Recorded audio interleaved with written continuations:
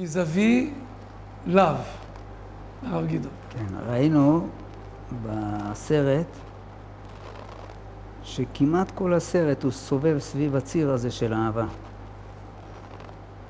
והאהבה, האמת, זה הציר המרכזי של החיים של כל בני אדם. ואפילו יותר מכל בני אדם, כל המציאות היא בתוך הקטע של אהבה. אנחנו רואים, יש דיבור מאוד מעניין של רמקנדרה, ההודי, בתחילת הסרט השלישי, כשניאו מוצא את עצמו לקוד ברכבת שנוסעת לשום מקום. אז רמקנדרה אומר לניאו, אומר לו שהוא אוהב את הבת שלו, הוא אוהב את סאטי, הוא אוהב את סאטי.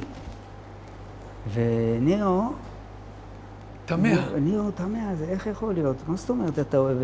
איך אתה אוהב בכלל? ואז רמקנדרה מזהה את התמיהה הזאת בליבו, והוא אומר לו, אתה לא יכול להבין איך מכונה יכולה לדבר על אהבה. אז הוא אומר לו, כן. הוא אומר לו, אהבה זה human emotion, זה רגש אנושי, אז איך מכונה יכולה לדבר על אהבה? אז רמקנדרה פה מתקן אותו, והתיקון שהוא מתקן אותו הוא מאוד מאוד מעניין, מכיוון שהסרט בנוי על התיקון שהוא מתקן אותו בו. ואני אנסה להסביר את עצמי. זאת אומרת, אתה רואה שהוא אומר, אהבה זה בעצם מילה. It's only a word. וזה מילה, זה לא only a word, זהו מילה. זה מילה שיש בה איזה צד, שפה השאלה איזה קונוטציה אתה נותן למילה הזאת. איך אתה ממלא אותה תוכן? בדיוק. עכשיו, אם אנחנו רוצים לדבר על אהבה, אז קודם כל צריך להגדיר אותה. אם עכשיו הייתי רוצה להגדיר את המילה אהבה, אז יש איזו הגדרה אחת שפעם אחת שמעתי על אהבה, וזה... אני כבר אקדים ואומר לך, כבוד הרב. כן. כל ההגדרות ששמעתי על אהבה, לא הקיפו את הדבר הזה. לדעתי. טוב, בוא נראה את ההגדרה שעכשיו אנחנו נגיד. אבל ההגדרה אנחנו שמענו, אני אגיד עכשיו, כן. זה הגדרה שאמר רב משה שפירא בכבודו ובעצמו. כן? שליטה. אז הוא אמר כך, הוא אמר שהאהבה זה הרצון להיות אחד עם הנאהב. זה חזק מאוד. כן? עכשיו, מה זאת אומרת הרצון להיות אחד עם הנאהב? אז אתה יכול לתפוס את זה בצורה הפשוטה, כמו שניאו תופס את זה בהתחלה, שזה human emotion. זאת אומרת, כמו שכל ילד מרגיש, הוא אוהב את אמא שלו, אוהב את אח שלו הגדול, כן, הוא לומד לאהוב את אשתו, אתה מבין, או משהו מסוג זה. זאת אומרת, זה משהו פנימי כזה, שרוצה להיות אחד עם מה שהוא אוהב, כן? אבל יש בזה, זה עניין הרבה יותר עמוק. אתה רואה שבתפילה אנחנו אומרים, או הקדוש ברוך הוא אומר על ידי הנביא, הוא אומר, אהבת עולם אהבתיך. זאת אומרת שהאהבה זה שייך גם אצל הקדוש ברוך הוא. אז אם זה שייך אצל הקדוש ברוך הוא, אז זה לא human emotion בצורה הפשוטה שלה. כן? אז איך זה שייך אצל הקדוש ברוך הוא האהבה הזאת? אז לכאורה, אם אנחנו יודעים, זה צריך להבין שהקדוש ברוך הוא, כשהוא ברא את העולם, מי שברא את העולם הזה, אז הוא, כמו שאמרנו מקודם, הוא אמר, אני ראשון ואני האחרון. כן? והוא יצר איזו מציאות שקוראים לזה אלם, שבו כביכול הוא לא נמצא, ולתוך האלם הזה הוא הכניס את הנשמות, והנשמות הן נמצאות בתוך האלם, הן בעצם שייכות למשהו שהוא הרבה מעבר לאלם, אבל הם חווים את האלם כמציאות. ומה קורה בתוך האלם הזה? אחרי שהקדוש ברוך הוא עשה את הצמצום הזה שכביכול פינה את עצמו מן המציאות והשאיר האלם, עכשיו הנשמות הן צריכות לחזור אליו. מתוך האלם הזה לגלות את מי שנעלם מאחורי האסתר. המסע אל האחדות, המסע אל האחד, המסע אל השלמות. האהבה זה גימטריה אחד. תעשה אהבה 13, אחד גימטריה 13. זה בדיוק המסע אל האחד. זאת אומרת שכל הבריאה הזאת היא נמצאת במסע אל האחד. כן. וכמו שדיברנו פעם על הקטע של המכונות, ושכל הבריאה כולה זה איזה מין מכונה, שבעצם מה אמרנו המכונה הזאת עושה? היא מחזירה את הנשמות לתכלית שלהם. אז עכשיו האהבה זה הצורה שבה זה קורה. זאת אומרת שהאהבה זה איך הנשמות חוזרות להיות אחד עם הנאהב. עכשיו, מכיוון שכל הבריאה כולה מושתתת על הדבר הזה, אז בעצם כל מישהו נברא, אז יש בו את הרצון הזה. עכשיו, מכיוון שאנחנו נמצאים באסתר, אז הדבר הזה הוא לא ניכר. יכול להיות מופנה לכל מיני מקומות אחרים. בדיוק. אז אתה רואה שלמשל, אהבה ותאווה הן מילים מאוד מאוד דומות. ולכן, מכיוון שזה לא מקבל את הצורה התכליתית שלו, שזה אהבה ממש, אז זה מקבל את הצורה המקולקלת של זה. שזה תאווה, להשיג איזה משהו שמה שאני רוצה, במקום להיות אחד עם הבורא, אני רוצה להכניס את זה אליי. כן? זה התמורה של האהבה האמיתית. אבל לכאורה נשארנו בקושיה. מה הקושיה? כי התמיהה של ניאו עדיין עומדת פה באוויר. איך מכונה יכולה לגלות רגש אנושי? מה חידש רמבקנדרה, או איך שקראו לו, לניאו בזה? הרי לכאורה היה לו פנים מאוד אנושיות, מאוד יפות, כאילו, מאוד שקטות ונעימות, והוא המכונה, והוא מחדש. שזה רק מילה, אתה אל תתבלבל, הוא אומר לו, אל תדקלם, יש עומק למילה אהבה וזה תלוי איך אתה משתמש בזה. נכון, זאת אומרת... אז איך בכל זאת מכונה יכולה להיות אנושית? זה מה שאני אומר, שאם אתה תופס את זה רק במינוח האנושי שלו, אז אתה תופס את זה במוחין דקטנות, מה שנקרא. זאת אומרת שהתפיסה שלך לאהבה, ככה הוא אומר לו, זה דבר שהוא כמו תפיסה של ילד קטן. אתה צריך להגביר את המוחין שלך, לתפוס מה התכלית של הדבר בכדי להתייחס לזה נכון. אתה רואה למשל שבעולם שלנו, אם אתה מסתכל על העולם, אני אמרתי שהעולם התכלית שלו זה אהבה, וכל המכונה הזאת לוקחת אותנו לתוך האחדות והאהבה הנצחית, אני יודע של אהבת עולם אהבתיך. לכאורה אם אתה מסתכל על העולם אתה רואה מלא שנאה, מלא פירוד, מלא מלחמות, מלא הרס, מלא חורבן. איזה אהבה זאת? זה אהבה זה הדבר הזה? למה אנחנו לא רואים פה אהבה אם זה התכלית שלה? למה הדבר הזה התכליתי כל כך מובנה בנו, לא משתלט על המציאות? בדיוק. לא מוליך את העולם בעצם. למה אנחנו נסחפים אחרי דברים שהם הפך הגמור של האהבה? כן, ככה זה לכאורה השאלה שהייתה צריכה להיות נשאלת. אבל זה בדיוק הנקודה, שיש פה העלם. והעלם הוא גורם לכך שאתה צריך לעמוד בתנאי שהמובנה בתוך המציאות שיחזיר אותך לתוך האהבה. האהבה זה דבר שמחייב מסירות נפש. זאת אומרת, אדם רוצה לאהוב את אשתו. אז מה הוא חושב? סתם הוא יתאהב בה? הוא יתאהב בה וגמרנו וזה ימשיך לנצח? זה לא הולך ככה. בן אדם רוצה לאהוב את הילדים שלו. זה דבר ידוע שמשפחה שיש להם 9 ילדים, ואחד מהילדים הוא חולה, נניח משותק, או יש לו איזה בעיה פנימית או משהו, והם צריכים כל הזמן לדאוג לו ולהביא אותו לרופאים ולקחת אותו אז את הילד הזה הם יאהבו יותר, כי הם מסרו עליו נפש. זה נכון. זאת אומרת, אותו דבר כאן, בעולם שלנו, כל מי שרוצה להתקשר לאהבה הזאת, הוא חייב שיהיה לו מסירות נפש. מסירות נפש זה לצאת מהגדרים שלך. אתה רוצה להיות מי שאתה, אתה רוצה לחיות, אתה בהתאם לאיך שאתה רגיל, ושיקבל את כל מה שנדמה לי שאני הייתי רוצה שיהיה לי, אז אתה לא מסר את הנפש על כלום, אבל בכדי להתקשר לאהבה הזאת, להתקשר לתכלית של הקיום, אז אתה חייב למסור את הנפש שלך. רמבקנדרה באמת אומר לו, I can see that you're in love. כן. ומה היית נותן בשביל האהבה הזאת? זאת אומרת, anything. הוא אומר את הכל, בדיוק. ואז למעשה הם משתווים בתפיסת המושג. בדיוק. שניהם, המכונה, so called, והיומן הזה, כן. למעשה הם באותה מדרגה.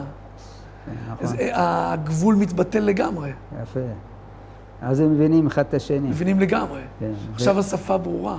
כן, ומה שמעניין זה שאם אתה מסתכל על העולם, עם כל החורבן שיש בו וכו', אז הדבר השורשי הזה, שכל אחד מאיתנו בנו איתו, כמו איזה משהו שהוא, זה האהבה הזאת שנדבר עליה, שהיא השורש, שהיא מובנית בכל דבר שהוא במציאות, בכל אדם ודאי. זאת אומרת, בכל אדם יש לו איזו נקודת אהבה שהוא נולד איתה, והוא צריך לכאורה להכניס אותה לתוך קיום במציאות, ואנחנו רואים שזה לא קורה בגלל ההיעלם, בגלל כל הבעיות שיש בעולם, אבל הדבר הזה קיים. ואתה רואה שבגלל זה כל השירים, כל הסרטים, כל הסיפורים, כל העניינים של רוב בני אדם, הם סביב הנושא הזה. ואם מישהו מצליח לבנות לעצמו איזה סיפור שהוא מחוץ לנושא הזה, זה בדרך כלל מישהו שהוא כל כך נהרס על ידי המציאות, שכבר הדבר הזה כביכול הוא הצליח לדחוק אותו הצידה. נפגע ממנו. כן, זאת אומרת, זה אנשים שהם פגועים. זה יכול להיות מישהו שרודף רק אחרי כסף, או רק אחרי כבוד, או משהו מסוג זה, זה סימן משהו פגום בתוכנה של האיש הזה. אתה רואה למשל עוד דבר מעניין, אתה רואה שפעם היה איזה דבר שקראו לזה הסרט הערבי. אתה זוכר את זה? של יום שישי בצהריים? בדיוק, הסרט הזה. עכשיו, מה הסרט הזה מספר? הסרט הזה יש לו סיפור אחד. אתה אומר, זה אותו סרט והוא מספר את אותו סיפור. כן, זה כל הסרטים. אתה מבין, כל הסיפורים שם זה סיפורים על אהבה. זאת אומרת, יש לך איזה אחות, והיא מתאהבת ברופא, ואז מסתבר שהרופא הזה הוא בעצם נשוי, רק הוא פרוד מאשתו, ואימא שלו מסרבת לזה שהיא תתחתן איתו, ואיזה מין סיפור, וזה הולך ומסתפר, והכל מתבחבש בסוף, ואיזה טרגדיה, וכולם בוכים. וכל מי שמסתכל על הסרט הזה, מה הוא רואה? הוא רואה בעצם את הסיפור שלו. ולזה כולם יושבים שם, מכינים ערימה של טישואים, כן? ומסתכלים על הסרט, על האהבה הנחזבת, שזה בעצם המציאות של החיים שלהם. כי בסופו של דבר... אבל יש happy end בסוף. לא תמיד. ותסתכל למשל, היה פעם איזה סרט ערבי שעשו בארצות הברית. לא יודע אם אתה תזכור אותו, קראו לזה Love Story. אז מה היה הסיפור ב-Love Story? אז זה סיפור לכאורה תמים מאוד. איזה מישהי פוגשת מישהו והם מתאהבים, והכל נפלא מאוד. והיית חושב, וואי, איזה סיפור יפה, היא כל כך יפה, והוא כל כך... זה סיפור אהבה. כן, סיפור אהבה, Love Story. אתה קורא לו סרט ערבי. זה סרט ערבי, למה? כי בסופו דבר קורה בדיוק מה שקורה בסרט הערבי. מה קורה בסוף? בסוף היא מתה. היא מתה. וזה בדיוק האמת. כי במציאות האהבה הזאת שאנחנו נולדים איתה, אין לה קיום. זאת אומרת, אם אתה לא מכניס את זה לתוך המציאות של חיים בעלי תכלית, ואתה לא הופך את זה לאהבת עולם מבטיח, ואתה מתקשר לו ברור עולם באהבה הזאת, אז האהבה הזאת נכזבת. אתה יודע שכל הסרטים הערבים, המצרים, הטורקים, ההודים, הם כולם אותו דבר, כולם זה סרטים ערבים. אני יודע שפעם אבא שלי, הוא נתן הגדרה אחת לכל הסרטים, כל הסרטים האלה. הוא אמר, יש שם אחד לכל הסרטים האלה. מה זה? הוא אמר, קוראים לזה דמעת האהבה האומללה. זה השם של כל הסרטים האלה ביחד. ואמרת את זה, כל אני חושב שזה מאוד אכזרי מה שאתה עושה פה כרגע כלפי המון אנשים. למה אכזרי? אתה צריך להגיד לאנשים את האמת. כן, האמת היא לא נעימה לפעמים. אתה יודע, האמת שאנחנו נמצאים בחורבן, אז לכן זה כך. אבל כשיבוא היום, ותתגלה האהבה של הבורא יתברך למציאות, אז רגע, אז הצגת את האהבה בידיעה האמיתית, שהיא תכלית הבריאה, שהיא תכלית העניין, ואהבת את השם לוקח. כן, נכון. כנגדה את האהבה השקרית, המוטעת, המזויפת, הסוטט, אפשר להגדיר את זה, כן? אתה רואה שהאהבה, כמו שאמרנו, זה הקו שהמציאות עובדת עליה. זה הכל חוזר להיות אחד עם הנאהב. זאת אומרת, כל הנשמות, כל המציאות הזו בסופו של דבר חוזרת להתאחד יחד עם מי שברא אותה. ואתה רואה כשנאו יוצא מהאדריכל, בוחר בדלת השמאלית, אז האדריכל אומר, hope. hope זה הדבר הכי חזק אצלכם, ויחד עם זה הדבר הכי חלש שלכם. כן. ומתי זה הדבר הכי חזק אצלכם? ויזאבי. הוא צודק, אתה יודע, כשהוא אומר שזה הדבר הכי חזק, אז זה באמת הדבר הכי חזק, זה כשאתה נמצא על הקו הזה של התכלית, אז התקווה של האדם, זה התקווה בעצם. hope זה בלשון עברית זה תקווה. נכון. תקווה זה לשון קו, וקו זה הדבר הכי קצר בין שתי נקודות. זאת אומרת שאתה נמצא שתי נקודות, זה כאילו הנשמה של האדם, ומי שברא אותו. כן? וכשאתה יודע ליצור קו בין שניהם, אז אתה נמצא על הקו של התכלית, וזו תקווה בעצם.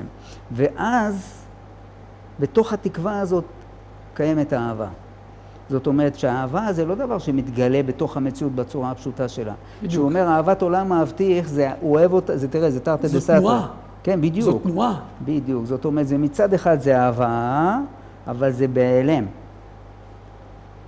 אהבת עולם אהבתיך. זאת אומרת, אני רוצה שזה יישאר בהיעלם עד שיפטר כל המציאות של ההיעלם, ואתם חוזרים אליי. כן? אז אתה צודק, אתה מבין שיש פה איזה משהו שזה טכני לכאורה, אתה מבין שהעולם זה מין מכונה, כן? כל היקום זה איזה מין מכונה, והכל פה מייצר איזה מין מציאות של אהבה בין הנשמה ומי שברא אותה, אבל בסופו של דבר יש לזה צד של גילוי רגשי. אתה רואה שאתה לא יכול להתחבר לתכלית הזאת בלי געגועים, בלי רצון חזק מאוד להתחבר, להיות אחד עם הנאה. געגועים זה סניף של אהבה. כן. תשוקה, געגועים. חשיקה. כן? כן. אז זאת אומרת שהאהבה למעשה, אז למדנו אם כן שזה גם מצב שאנחנו שואפים אליו, ולמעשה השאיפה אל הדבר הזה היא בלתי פוסקת, כי השיא של הדבר הזה למעשה, ההתאחדות עם הקדוש ברוך הוא בסופו של דבר. כן. שאנחנו הופכים חזרה להיות אחד, אבל התנועה של האהבה, זה הכוח של החיים, זה הכוח של ההכרעה של החיים. נכון. זה היכולת של האדם להגיד... שהוא הולך לקראת הדבר הזה, וכמו שאמרנו מקודם, זה מחייב תנאי חזק מאוד.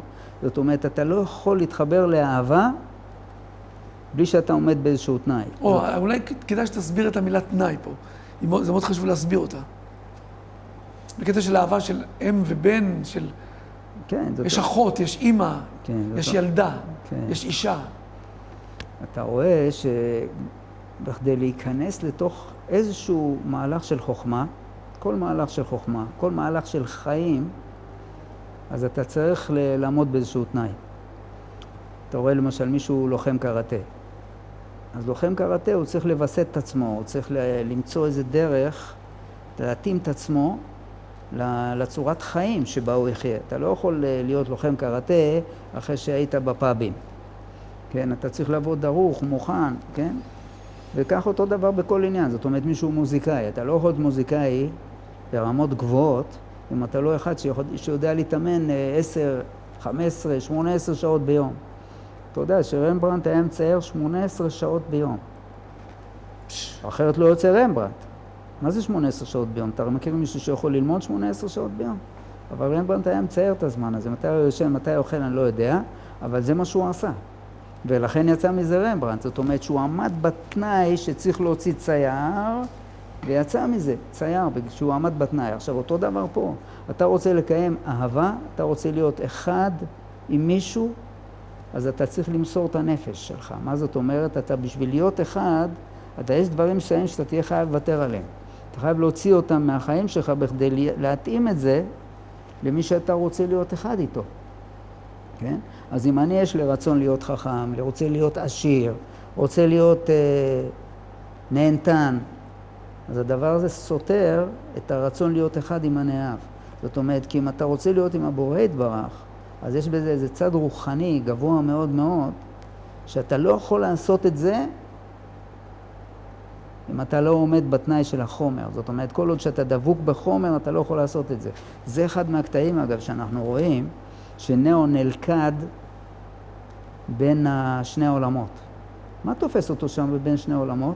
מה באמת? המורוויז'ן. מה זאת אומרת המורוויז'ן? הוא אומר, כל מי שלוקח משהו מהמורוויז'ן, כן? אז המורוויז'ן לא יוותר לו. מה זאת אומרת? זאת אומרת, מכיוון שהוא לקח לכאורה את עושה המפתחות, לכאורה הוא לקח איזה משהו מהמורוויז'ן, ובגלל זה הוא תקוע בין שני העולמות. ככה זה המציאות. ומה אתה רואה? אתה רואה שכשהם באים לחלץ אותו בין שני העולמות, לאיפה הם הולכים?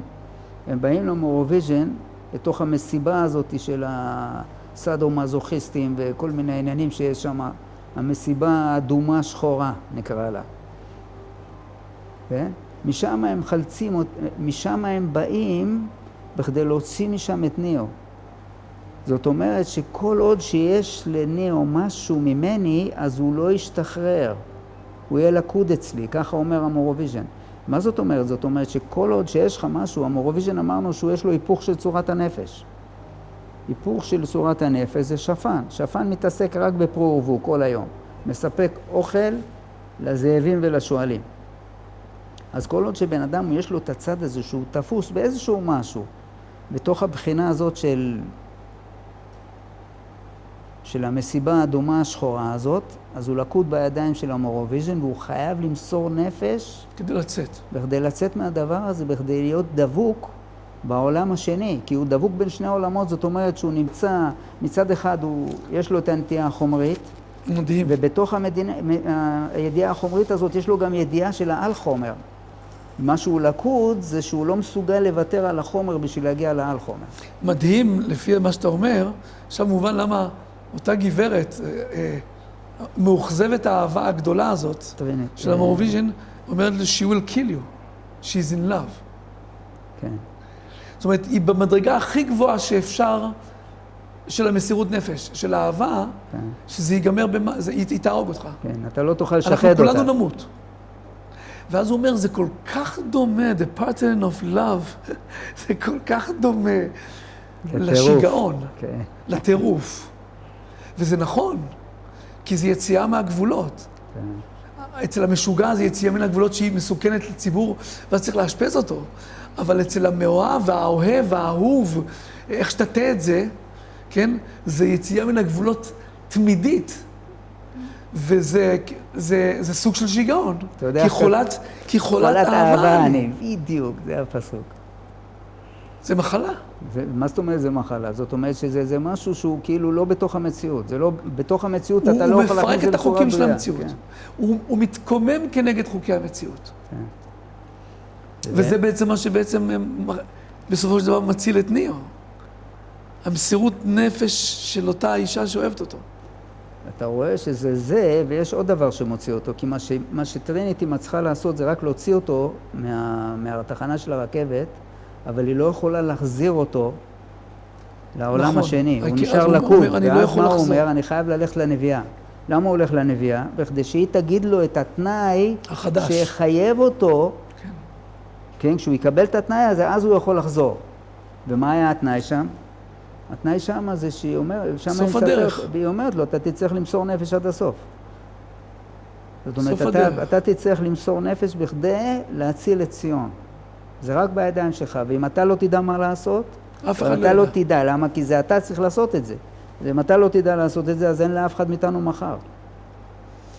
כיוון שאנחנו מדברים על הנושא הזה, אז אני חושב שזה מאוד טבעי אם נמשיך לנושא שהוא ממש קשור אליו, שזה העניין של הבחירה והידיעה שם, שהם עובדים על זה הרבה מאוד בקטע של הבחירה והידיעה, וזה מאוד, יש שם איזה מין תרגיל מאוד מבריק של לנסות להסביר את זה. אני תמיד חשבתי שעדיף להישאר לא יודע בקטע הזה. אני דרך אגב עדיין חושב ככה. כן. אבל מה זה הפטנט הזה? אתה כבר בחרת, אתה רק צריך להבין מה בחרת. מה זה הפטנט הזה? אני חושב שזה פשוט, זאת אומרת, שהיא אומרת לו, אתה בחרת, אז הבחירה שלו היא למעשה, כשהוא לוקח את הגלולה האדומה. כשהוא לוקח את הגלולה האדומה, בעצם הוא בוחר להיכנס למציאות של העל חומר. עם לדעת או בלי לדעת? הוא יודע שזה מה שהוא רוצה, אבל הוא לא יודע מה זה יחייב אותו. זאת אומרת שאתה בחרת, זה כל רגע ורגע נתון לאותה בחירה ראשונית? בדיוק, ולכן... בלי לדעת את הפרטים. בגלל זה היא אומרת לו, אתה כבר בחרת, אתה בא אצלי רק בשביל לדעת מה לעשות מעכשיו ואילך. כדי להבין. בדיוק, בשביל להבין זה אבל להבין זה סוג של בחירה מחודשת, לא? אני לא חושב שזה בחירה מחודשת, זה להבין מה זה מחייב אותך. זאת אומרת, אתה בחרת להיות על חומר, בזמן שבחרת את זה, אז אתה עוד לא היית כזה, זה היה שהוא היה ממש בהתחלה בתוך המטריקס עוד. כן? ואני בחרתי לצאת מהמטריקס ולהחזיר את עצמי לתוך המהלך הזה, לתוך התקווה, לתוך האהבה הזאת, לתוך הרצון לחזור להיות אחד, כן, עם אני אהב. התנאי שהדבר הזה מחייב, הוא כל הזמן הולך ומתחדש, והוא משתכלל. אתה רואה שבסרט הראשון, זה מחייב אותו להילחם עם סמית במין צורה כזאת שהוא חייב למסור נפשו, הוא חייב כאילו למות על מנת לחיות. זה מה שקורה לו באמת שם, זאת אומרת שהוא מת וקדוש ברוך הוא ממית ומחיה, זה בדיוק מה שקורה לו. זאת אומרת שהוא חייב למות על מנת לחיות. זאת אומרת, אתה חייב להעמיד את עצמך. זה תנאי. וזה תנאי בשביל מה? בכדי שהוא יוכל אחרי זה להגיד מה שהוא אומר בטלפון, שהוא אומר לכולם, אני לא יודע לאיפה הדבר הזה הולך, כן, אבל אני יכול להגיד לכם דבר אחד, שאנחנו הולכים לקראת איזשהו צד של חופש, אתה מבין, משליטה וקונטרול, כן, כן? כן. אבל עדיין הוא לא יודע בדיוק איך הוא יעשה את זה. אתה רואה שכל הדרך אחרי זה הוא אומר עדיין, אני לא יודע מה אני צריך לעשות. אני לא יודע I wish I knew. הלוואי שהנביאה עכשיו תתקשר אליי. הוא הולך לחפש את הנביאה והוא לא מוצא אותה במקום שלה. זאת אומרת שהוא מחפש מה בדיוק אני צריך לעשות, אבל למעשה הוא כבר בחר. זאת אומרת, הנקודה הזו היא גם כן נקודה מאוד מאוד עמוקה ומדהימה בתקווה שלנו בתור בני אנוש. תפסיק לחפש שיגידו לך מה לעשות. זה הדרך הקלה, אבל היא בפירוש כנראה לא הדרך הנכונה. זאת אומרת, הדרך האמיתית היא שאתה, התשובה נמצאת בתוכך, היא אומרת לו, אתה תדע, בכל שלב ושלב אתה תדע מה לעשות. אם תתחבר בצורה נכונה, אתה תדע מה לעשות. אנחנו רואים שהוא עוצר את הזקיפים. I can feel them. זאת אומרת, התכונה הזאת שלנו בתור בני אדם, היא לדעת לקבל את המסר של כל רגע ורגע, איפה אני כרגע נמצא. ועכשיו, ברגע הנתון, מה אני צריך לעשות. ברגע הנתון הזה. אגב, אתה רואה שבדיוק בנקודה הזאת שבה הוא עוצר את הזקיפים, אז אחרי זה הוא שואל את הנביאה, איך יכולתי לעשות דבר כזה? כן, איך הצלחתי לעשות את זה? לא הייתי מחובר למטריקס. אז היא אומרת לא, מכיוון שאתה האחד, והאחד יש לו חיבור לבלי גבול. עכשיו, למה אתה בכל זאת התעלפת אחרי זה? מכיוון שאתה לא יכולת להחזיק את העוצמה של ההתחברות לקו הזה. להכיל. זאת אומרת, אתה עדיין לא היית בנוי מצד התנאי, בכדי להחזיק מעמד בדבר הזה. לא השגת את המדרגה הזאת. בדיוק. ולכן היית צריך למות. כן. היית צריך למות, אבל לא הגיע הזמן שלך, ככה היא אומרת. אז אתה תלוי בין שמיים וארץ. כן. לכן תקעו אותך, תלוי בין שמיים וארץ. כן. ברכבת ההיא. ואנחנו רואים שבאמת אחרי זה הוא בוחר למסור נפשו עד הסוף. זה הקטע שבו הוא מחליט שהוא לוקח את אחד מהרחפות והוא נוסע לעיר של המחשבים. וכשהוא נוסע לשם, אז הוא יודע שהוא לא יחזור משם. זאת אומרת, זה המסירות נפש שלו. מה זאת אומרת שהוא יודע שהוא לא יחזור משם? זאת אומרת, שאני הולך לשם, אז כבר זה מתחיל איזה מהלך אחר לגמרי, שאפילו אני לא אהיה שייך במהלך אחרי זה. ואתה רואה שבאמת כשנגמר הסרט, אז ניאו איננו. מי שנשאר זה הנביאה, זה סאטי, שרף, ויש לך את האדריכל שעכשיו הוא צריך לעשות תוכנית חדשה לגמרי, מעבר לכל התוכניות שהוא עשה עד היום. כי בתוכנית השישית התגלה חידוש. נכון, זהו. שקוראים לו אהבה. כן. שהוא מכריע הוא משנה את המציאות לגמרי. כן. 5 הקודמים נכנעו מול האינפורמציה המדויקת, המוחלטת, מול הביטחון המדהים של האדריכל הזה שמדבר, טק, טק, טק, טק, הכל רצוף, מלא שכל וחוכמה ושליטה, under control, ונכנעו לזה. נכון, זאת אומרת שהם לא הצליחו להתחבר לעל שכל. לא הצליחו להתחבר. בגלל זה הם לא הביאו את הגאולה. כן. אתה רואה דבר מעניין מאוד, אתה שמת לב לסאטי, מתי היא מופיעה בסרט? היא מופיעה בסרט השלישי, בדיוק בהתחלה שלו, כשניאו מתעורר בתוך הרכבת. הוא מתעורר ברכבת שנוסעת לשום מקום, והוא רואה את סאטי. מי זה סאטי? סאטי היא ילדה תמימה, ילדה טובה, ומראים לו את הילדה הזאת, זה לא סתם מפגישים אותו איתה, ולא סתם יחד איתה הוא שומע את המסר של האהבה מאבא שלה. למה? מכיוון שלהגיע לאהבה הזאת ולהתקשר אליה, אתה תהיה צריך תמימות של ילד, כמו סאטי. ובעצם מעמידים לו את הדמות שאיתה הוא צריך להשתוות, זה סאטי.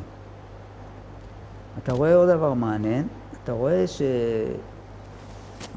בסוף של הסרט, באמת מי שמתעוררת זה סאטי. מתי היא מתעוררת? היא מתעוררת ברגע שמשנים את התוכנה, כאילו משנים את המטריקס. זאת אומרת, אתה רואה שיש את החתול השחור שמופיע בסרט הראשון. הוא הדז'ה וו. הדז'ה וו הזה, זאת אומרת, וזה סימן ששינו את המטריקס. אז עוד פעם החתול הזה מופיע, כשסאטי ישנה, והם שנים את המטריקס ואז היא מתעוררת. ומה בעצם ההתעוררות שלה? ההתעוררות שלה זה בדיוק העברה שלה ממצב של תוכנית למצב של מציאות. וזה מה שאומר אבא שלה. רמקנדרה אומר שאם יש איזו תוכנית שאין מי שיממש אותה, אז צריך לעשות לה דלישן.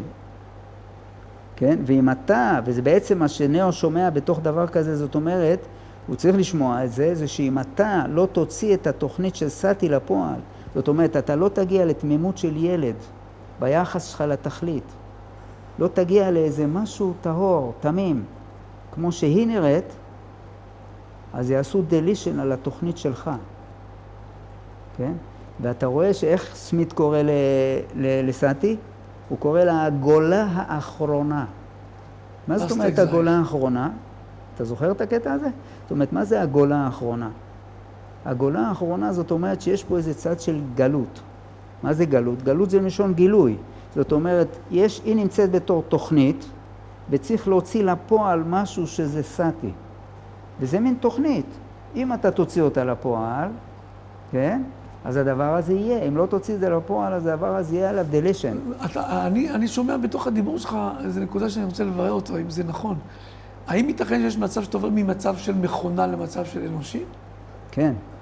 כי לכאורה זה מה שאנחנו שומעים פה. נכון, כי אנחנו... כשאני מציל את סאטי, אני בעצם נותן המשכיות לאותו זוג נפלא שמקבל עליו את הקרמה שלו.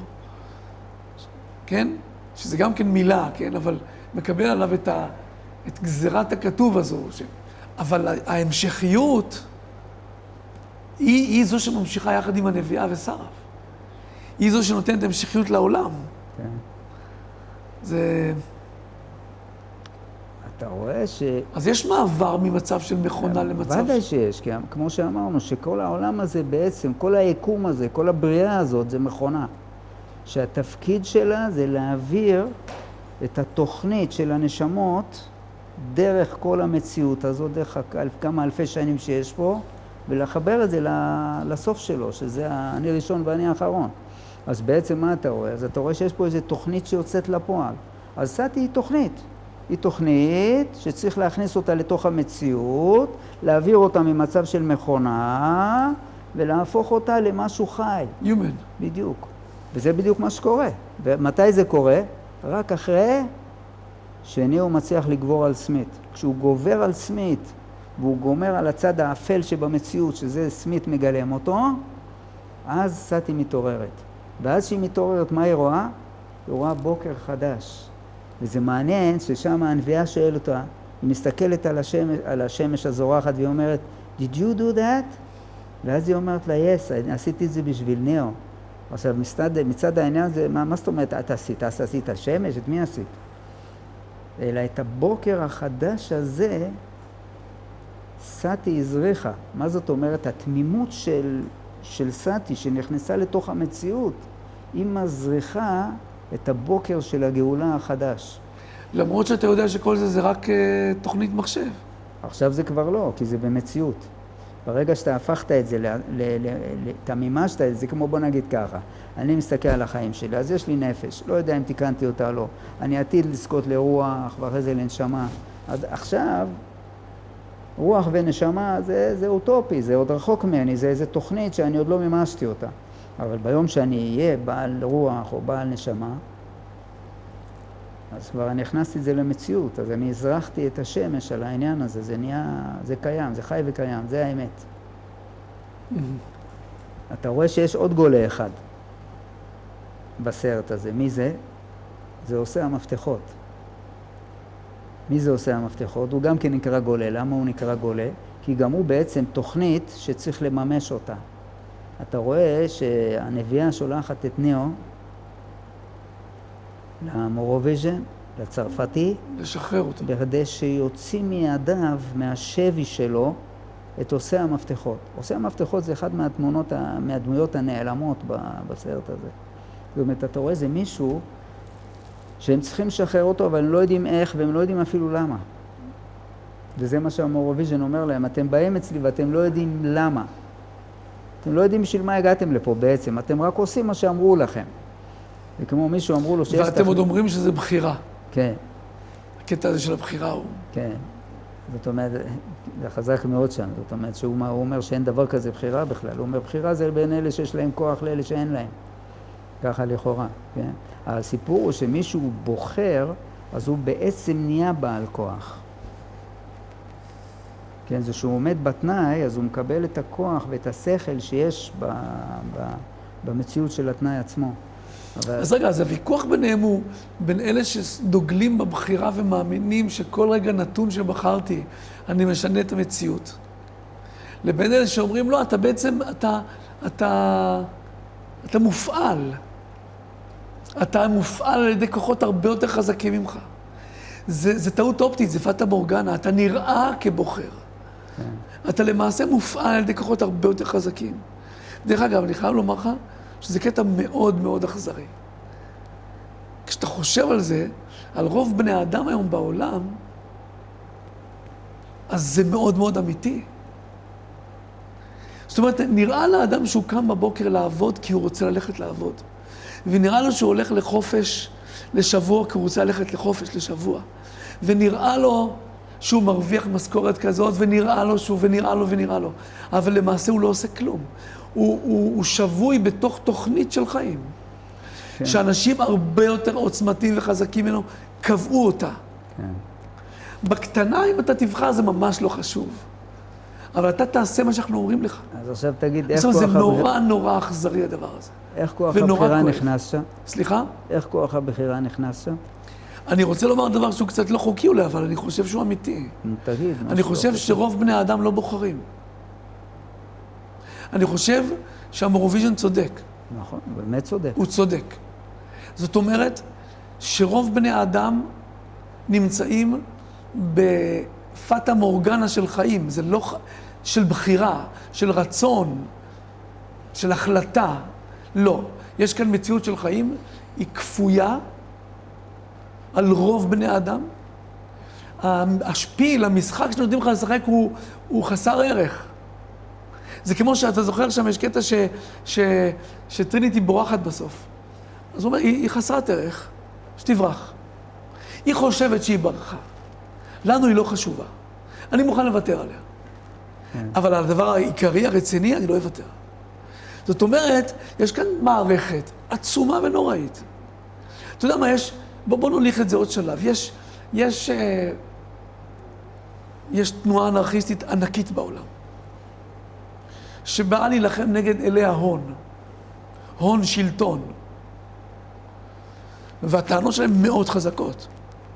הם מראים לך איך בעלי ההון והשלטון בעצם עובדים יחד, ושולטים לך על החיים. עכשיו אני אומר, כלפיי, שאני זוכה להיות בתוך עולם של תורה, של אמונה, אף אחד לא יכול להשתלט לי על החיים. הבחירה היא באמת בידיים שלי. אבל כלפי רוב העולם, זה אכזרי. זה פשוט אכזרי. אתה חייב להיות אנרכיסט כדי לפרק את הפצצה הזאת, את המוקש הזה. אתה חייב להיות אנרכיסט. אם לא תהיה אנרכיסט, אתה פשוט בתוך השיטה. אתה צריך להיות מורפיוס. אתה במטריקס. מה אנחנו מדברים הרבה? אתה בתוך המטריקס. אתה פשוט בתוך המטריקס. ונראה לך, איך ניאו באיזה שלב אומר, תעזבו אותי, תנו לי לרדת, let me out. כי הוא רוצה לחזור לתחושה המשקרת בקוף או בכף, איך שתרצה, שהוא שולט על החיים שלו.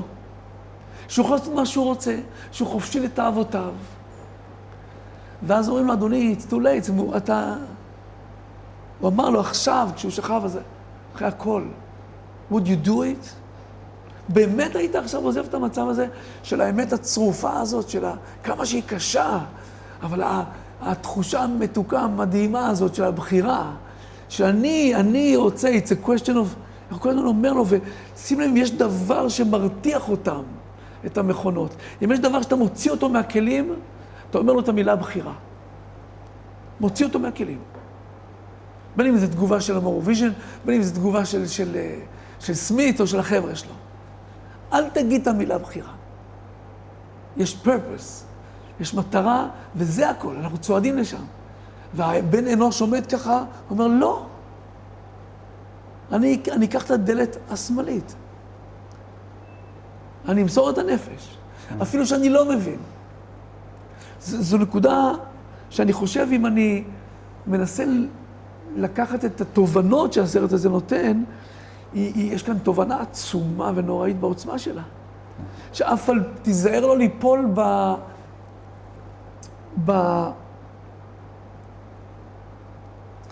בתעתוע של הדמיון הזה. שאתה חושב שאתה אחראי למעשיך, ואתה חושב שאתה קובע את עתידך. המורוויז'ן צודק. הוא אומר, אתם מבלבלים את המוח. עד שלא תבררו את הלמה, אתם מדברים שטויות. ואז הוא למעשה עוזר להם לעלות כיתה. הם בסופו של דבר, בתובנה שלהם, הם מגיעים לתובנה יותר גבוהה, בנקודת הבחירה שלהם. אתה רואה שהאדריכל, הוא אומר בדיוק מה שאתה אמרת. הוא אומר, כשאנחנו באנו לתכנן את המטריקס, אז נכנסת הנביאה, והיא אמרה שצריך לעשות את האדם בחירי. אפילו אם הוא לא יהיה מודע לעובדה שהוא בחירי, הוא רק יודע שהוא בחירי באיזה תת מודע, וזה כבר ייתן לו איזה נייחה שהוא יוכל לחיות בתוך המטריקס הזה. אני יכול לבחור לעשות מה שאני רוצה, אף אחד לא שולט עליי, אבל בעצם הוא נשלט. ובפועל אני לא אעשה כלום. בדיוק, זאת אומרת שהבחירה זה יהיה רק איזה משהו גבוה, רחוק אצלו. פטנט להמשיך את השקל. כאילו איזה אור מקיף כזה, אתה מבין שלא נכנס למציאות שלו. ככה האדריכל אומר, זה איך שתכננו את המטריקס. הצד השם יתקום. כן. זאת אומרת, אתה תוקע בו איזה מין DNA לא כל כך חשוב לפי דעתך, להפך, משרת את הרצונות שלך. כן, כן, אתה חשוב, אתה תבחר, אתה תכלס, אתה עושה מה שאני אומר לך. כן.